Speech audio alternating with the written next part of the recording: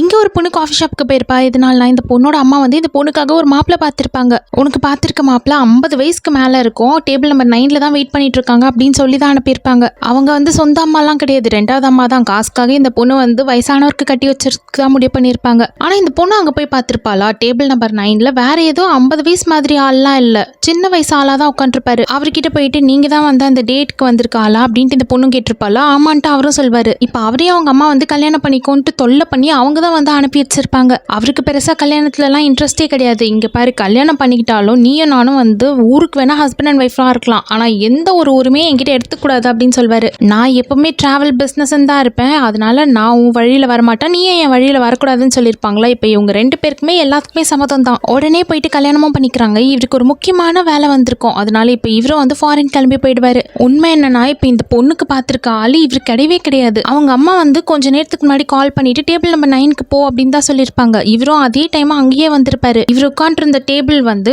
Table number 6 தான். ஒரு பொண்ணு வந்து தெரியாதனமா அவரோட டேபிள் அந்த பிளேட் வச்சிருப்பாங்க, நம்பர் பிளேட், அதை வந்து தட்டி விட்டுருவா. எடுத்து இப்படி வைக்கும் போது 6 வந்து 9ன்னு மாத்தி வச்சிருவா. ஆக்சுவலி பார்க்க போனா இப்போ இவர் உட்காந்துருந்த டேபிள் வந்து 6 தான், ஆனா இந்த பொண்ணு வந்து 6 9ன்னு பார்த்து எல்லாமே தப்பு தப்பா தான் நினைச்சிருப்பா. ஆனா விதி வந்து இவங்க 2 பேரும் எப்படியோ ஒன்னா சேர்த்து வச்சிரும். இந்த பொண்ணு வந்து ஒரு தடவை தான் அவர் பார்த்திருப்பாரு, ஆனா அந்த ஒரு தடவைலேயே அவருக்கு என்னமோ அந்த பொண்ணு ரொம்ப பிடிச்சு போச்சு. இப்போ இவர் வந்து ஒரு பிசினஸ் ட்ரிப் வேலையா வெளியூருக்கு தான் போயிருப்பாரு. ஆனா அந்த பொண்ணு ஞாபகமா இருக்கிறதுனால அந்த ட்ரிப் எல்லாம் கேன்சல் பண்ணிட்டு அந்த பொண்ணு பாக்குறதுக்காக வந்திருப்பாரு. அவங்க அம்மா என்னமோ 50 வயசு ஆளுக்கு இந்த பொண்ணை கல்யாணம் பண்ணி வச்சிடலாம், காசெல்லாம் வாங்கிக்கலாம் அப்படின்னு தான் நினைச்சிருப்பாங்க. ஆனா கடைசியில இந்த பொண்ணு இவரை தான் கல்யாணம் பண்ணியிருப்பா. இவளோட வாழ்க்கையும் வந்து அதுல இருந்து ரொம்ப நல்லாவே தான் இருக்கும், ஏன்னா இவரும் ரொம்ப நல்ல ஆள் தான்.